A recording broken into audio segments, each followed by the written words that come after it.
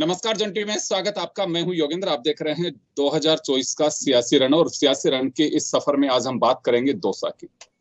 दौसा ऐसा लोकसभा क्षेत्र है जिसने कई दिग्गज दिए हैं। राजेश पायलट, उनकी अपनी पहचान रही है दौसा से। नवल किशोर शर्मा साहब हों, टीकाराम पालीवाल साहब 1952 में जब पहली बार मुख्यमंत्री बने तो टीकाराम पालीवाल भी दौसा से निकले। डॉक्टर किरोड़ी लाल मीणा है, और अभी की अगर हम बात करें तो मुकाबला कन्हैयालाल मीणा बीजेपी से, और उनके सामने है मुरार लाल मीणा। ये 2008 में जब डिलिमिटेशन हुआ तो उसके बाद से ये सीट रिजर्व एसटी की बनी, और तब से ही ये तीन चुनाव हो चुके, चौथा चुनाव है। पहले, और अगर तीनों चुनाव की बात करें तो निर्दलीय किरोड़ी लाल जीते, उसके बाद में बीजेपी से हरीश मीणा जीते, फिर उसके बाद में जसकौर मीणा जीती। तो ये सिलसिला चला, लेकिन अब की बार कांग्रेस ताकत लगा रही है, और क्या दावा रहता है ये तो देखने वाली बात होगी। लेकिन स्थानीय मुद्दों की अगर बात करें तो यह वो बेल्ट है जिसमें ईआरसीपी के पानी का मुद्दा विधानसभा चुनाव में भी गूंजता रहा और आज भी गूंजता दिखाई दे रहा है। और अगर 2023 के चुनाव की बात करें तो 3 कांग्रेस के खाते में गई है यहाँ से सीट, और 5 भाजपा के खाते में गई है। 2023 के ही चुनाव परिणाम का अगर असर होगा तो यही माना जा सकता है कि बीजेपी का पलड़ा भारी है। लेकिन देखो होता क्या है, सचिन पायलट के नजदीकी लोगों में से हैं मुरारी लाल, और कन्हैयालाल मीणा पहले निर्दलीय भी लड़ चुके हैं, हालांकि उसके बाद में विधानसभा का चुनाव। लेकिन यूं अगर बात करें तो एक सहज भाव के कार्यकर्ता के रूप में रहे, मंत्री भी, राज्य मंत्री भी बने, कई बार विधायक भी बन चुके हैं बस्ती से। तो चले, हमारे साथ चर्चा में इस वक्त मौजूद हैं बीजेपी से नेहा निडर जी, और कांग्रेस से हमारे साथ आलोक, माफ करिएगा, नेहा निडर कांग्रेस से हैं, और आलोक जी, हाँ, कांग्रेस से नेहा निडर हैं, और आलोक जैन हमारे साथ भाजपा से जुड़ रहे हैं। नेहा जी, क्या लगता है इस बार आपको चुनाव में वहां? नमस्कार सर, ऐसा है, जिस तरह से आप देख रहे हैं कि मोदी जी की परसों रैली हुई थी 2 दिन पहले, तो वो रैली फ्लॉप रही है, और पब्लिक भी इतनी नहीं जुटा पाए। 3 लाख का इन्होंने आंकड़ा दिया था कि 3 लाख की पब्लिक भीड़ आएगी और 3 लाख का आंकड़ा हम पार करेंगे। बट जिस तरह से हम रोड पे देख रहे थे, हमने भी देखा था कि एक सबसे बड़ा फंडामेंटल ये है कि एक विधायक को हराने के लिए प्रधानमंत्री को दौसा आना पड़ रहा है। तो ये सबसे बड़ी बात है, मतलब इट मींस हम लोग कहीं ना कहीं सॉलिड उसमें खड़े हैं, पोजीशन में। जी, लेकिन यही बात अगर कन्हैयालाल कहें कि प्रियंका गांधी को आना पड़ रहा है मुझे हराने के लिए। प्रियंका गांधी तो आम सभा करने आई है, रोड शो तो किया ही नहीं उन्होंने। This is a very big difference in a road show and आम सभा। आम सभा और रोड शो में बहुत बड़ा डिफरेंस होता है सर। रोड शो करने की जरूरत क्या पड़ रही थी? रोड शो तो मोदी जी बड़ी बड़ी जगह पे जाके करते हैं। दौसा जैसे एक छोटे से जिले में आप रोड शो करने आ रहे हैं और वहां भीड़ भी नहीं जुट रही है। मतलब प्रधानमंत्री रोड पे है और फिर भी भीड़ नहीं दिख रही है, तो ये बहुत बड़ी चीज है। और जिस तरह से मुरारी लाल जी का व्यक्तित्व है, जिस तरह से मुरारी लाल जी की छवि है, और लोग उनको अप्रिशिएट कर रहे हैं, और हम ये मान रहे हैं कि व्यक्तिगत रूप से भी और पब्लिक के व्यू जो हमें आ रहे हैं, because I am a before pass time I am also journalist, so I am a touch with media line also.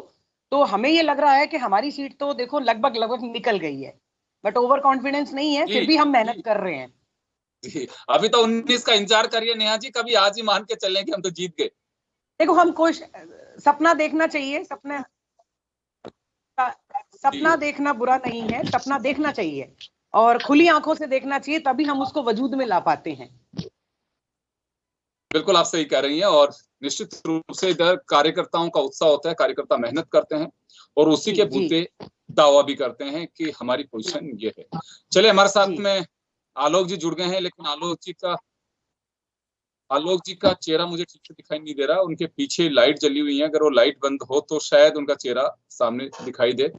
तो चले, यह रोचक मुकाबला है। प्रधानमंत्री नरेंद्र मोदी सभा कर रोड शो कर चुके हैं, प्रियंका गांधी सभा कर चुकी हैं। आलोक जी, आपके पास में आना चाहूंगा मैं। बताइए जी, सुन रहे हैं आप मुझे? हाँ, बिल्कुल आवाज आ रही है। जी, नेहा जी का कहना है, नेहा निडर जी हमारे साथ में जुड़ी हुई हैं कांग्रेस से। इनका कहना है कि दौसा सीट के रुझान का अंदाजा आप इससे लगा लीजिए कि प्रधानमंत्री को रोड शो करना पड़ा वहां से। ये इसी के अंदर मान के चलते हैं कि हम मजबूत हैं। ऐसा है, प्रधानमंत्री जी का पूरा देश उनका परिवार है। वो किसी भी प्रत्याशी के लिए, बल्कि उनका सभी प्रत्याशियों के पास जाना भी चाहिए, सब आम मतदाताओं के पास उनको जाना भी चाहिए, उनका अधिकार है। इसमें इनको क्या तकलीफ हुई? नहीं, हमें उनके कोई अधिकार में नहीं है तकलीफ नहीं दौसा के हुई लोगों है से मिलना? आलोक जी, हमें कोई तकलीफ नहीं हुई है। हम तो एक फंडामेंटल चीज बता रहे हैं कि दौसा में रोड शो करना पड़ गया और ताबड़तोड़ जल्दी जल्दी 45 मिनट का रोड शो हुआ है, जो 20 मिनट का तय था। पब्लिक इतनी थी कि उनको 45 मिनट लग गए। कितनी थी सर, कितनी थी? मैं भी रोड पे ही थी सर। आई एम ऑल्सो आप रोड पे, स्टैंडिंग देयर। आपको होना भी चाहिए। देश के प्रधानमंत्री आपके लिए आए हैं, सबके सर लिए आए हैं, तो सर आपको 4:30 बजे का रोड शो था, जिसको आपने टाल के 6:30 बजे किया, क्योंकि भीड़ ही नहीं थी रोड पे। अच्छा, इसमें ऐसे टल जाता है क्या रोड शो? किसी प्रधानमंत्री का रोड शो ऐसे टल जाता है कि समय सर आगे पीछे मेरी हो जाता बात है क्या? सुनिए, फिर रोड शो लेट कैसे हुआ? नेहा जी, आलोक जी, आप थोड़ा सा पीछे होइए, क्योंकि आपका फोरहेड कट रहा है। आपके केवल मुझे चिन्ह दिखाई दे रही है, तो थोड़ा सा पीछे होइए, क्योंकि आपका फ्रेम ठीक नहीं लग रहा। मैं एक थोड़ा सा रोड शो से और अलग हटना चाहूंगा। मैं नेहा जी, ईआरसीपी का मुद्दा विधानसभा में भी रहा, काफी चर्चाओं में रहा, लेकिन इस चुनाव में कितनी चर्चा है उसकी? सर देखिए, इस चुनाव में उसकी चर्चा काफी है, और दूसरी बात है, बीजेपी इस मुद्दे को भुना रही है, जबकि हम पिछले 5 साल में इस पे काम कर चुके हैं। सारी पाइपलाइनें बिक चुकी हैं, सारा काम हो चुका है, और बजट हम पास करा चुके हैं। हमारे राज्य से तो हम बजट पास करा चुके थे, लेकिन जब हमने सेंट्रल से बजट मांगा कि भाई आप 70% बजट उधर से दे दीजिए, तो हमें बजट नहीं दिया गया।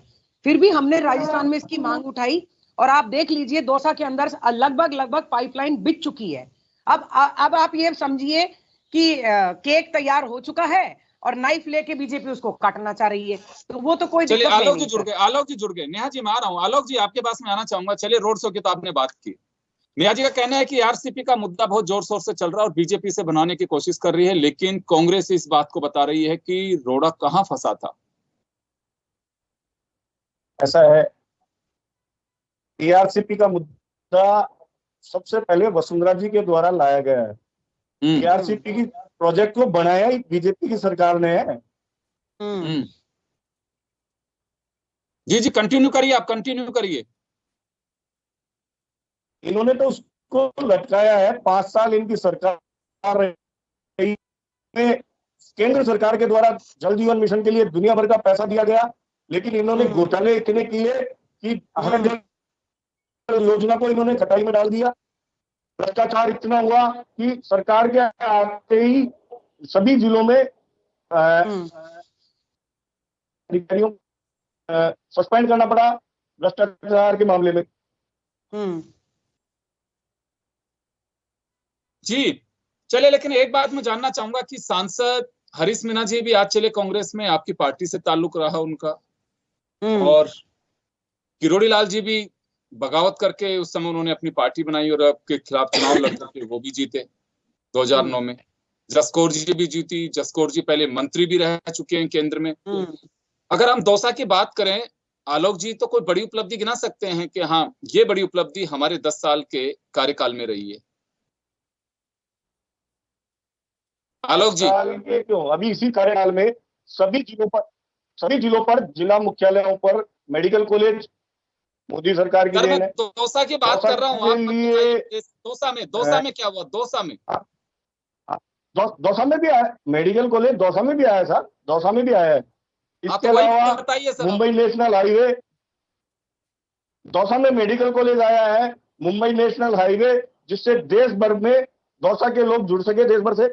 इसके अलावा 27 साल से लंबित गंगापुर रेलवे लाइन, जिसपे रेल चालू होने में 27 साल लगा दिए कांग्रेस सरकार ने, वो भी अभी बीजेपी सरकार ने ही दी है। जी चलिए, नेहा जी, आपके पास में आना चाहूंगा। ये उपलब्धियां हैं जो आपने सुना अभी, और ईआरसीपी को लेकर के कहा गया है कि कांग्रेस। सर मैं एक छोटा सा आपसे सवाल करती हूँ। मैं एक महिला हूँ, जसकौर जी एक महिला हैं। जब वो सांसद बनी तो वो गांव गांव, ढाणी ढाणी, शहर शहर, घर घर घूमी।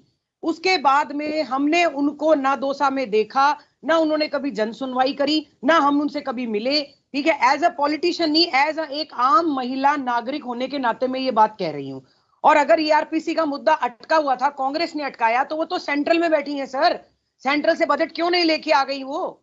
हमने तो पाइपलाइन भी बिछाई है, ऑथेंटिक, आप उस चीज को झुठला थोड़ी सकते हो। अब जब सब तैयार है तो ये लोग बोल रहे हैं हम इसको इम्प्लीमेंट देंगे। नहीं, आप ये बताइए पाइपलाइन बिछी या नहीं बिछी दौसा में, आप ये बताइए ना, आप उस मुद्दे से भटका क्यों रहे हो?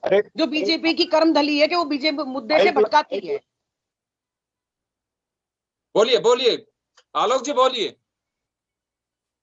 पाइपलाइन आपका 2 फीट का टेंडर करते हैं, 6 फीट 6 इंच पे आप पाइपलाइन डाल देते हैं, ऐसे ऐसे तो आप भ्रष्टाचार कर रहे हैं।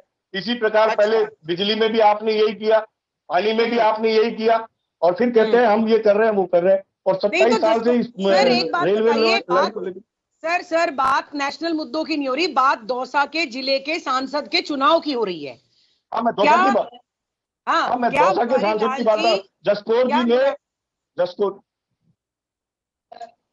जसकौर जी, हाँ कंटिन्यू करिए। हाँ बताइए। जसकौर जी ने अपनी जसकृति छपा रखी है, आप उसको सब जगह वितरित किया है। आपके पास अगर नहीं पहुंच पाई हो, मैं दे दूंगा। वो बकायदा उन्होंने सांसद कार्यालय में अपना रेगुलर समय बिताया है, जन सुनवाई की है।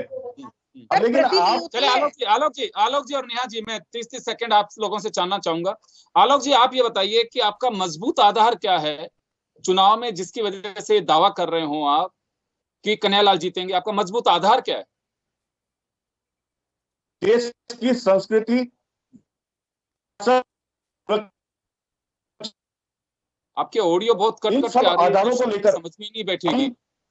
मैं वापस आ रहा हूं आपके पास में, तब तक मैं नेहा जी का सवाल लेना। जी बोलिए बोलिए, आप बोलिए। आपके नेट का इश्यू आ रहा है। चलिए नेहा जी, आपके पास में आना चाहूंगा कि मुरारी लाल जी को वोट क्यों दे, क्या दावा आपका इस पे? सर ऐसा है, पब्लिक मुरारी लाल जी को इसलिए वोट देगी क्योंकि पहले स्थानीय विधायक रह चुके हैं, और उनकी एक परिपाटी है कि वो आम जन की तरह सारी पब्लिक से मिलते हैं। ऐसा नहीं है कि मैं कांग्रेसी हूं, मैं जब मीडिया में थी तब भी मेरी बात सुनवाई होती थी, आज भी होती है। मैं खुद आपको बता रही हूँ कि वो पर्सन एक ऐसा है जो जमीन से जुड़ा हुआ है। जसकौर जी आज तक हमें दिखी नहीं दौसा में, कभी हमको पता नहीं चला भाई सांसद यहाँ बैठी है, हम अपनी समस्या वहां जाके ले जा सकते हैं। ये बंदा पिछले 5 साल से लोगों की सुनवाई कर रहा है, लोगों के काम कर रहा है, और जनता से डायरेक्ट जुड़ा हुआ है। तो that was the major most point. ये बड़ा आधार है आपका।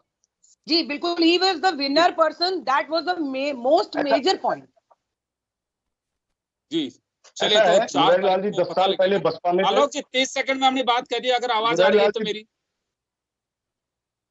मुरारी लाल जी 10 साल पहले बसपा में थे, उससे पहले निर्दलीय थे। वो क्या थे उससे मतलब नहीं है, वो आज कांग्रेस के खिलाफ, आज कांग्रेस के हैं। इसी कार्यकाल में कांग्रेस से चुनाव लड़ रहे हैं सर, वो आज कांग्रेस से चुनाव लड़ रहे हैं। इसी आप बात देखिए, मुरारी लाल जी को छोड़िए, एक बात जानना चाह रहा हूँ, कन्हैयालाल जी का मजबूत आधार बताइए आप। तो आलोक जी, कन्हैयालाल जी का मजबूत आधार बताइए ना। मुरारी लाल जी क्या थे और क्या नहीं थे? वर्तमान में आज वो कांग्रेस के विधायक है, और वर्तमान में वो कांग्रेस के बैनर की तरह चुनाव लड़ रहे हैं सांसद से।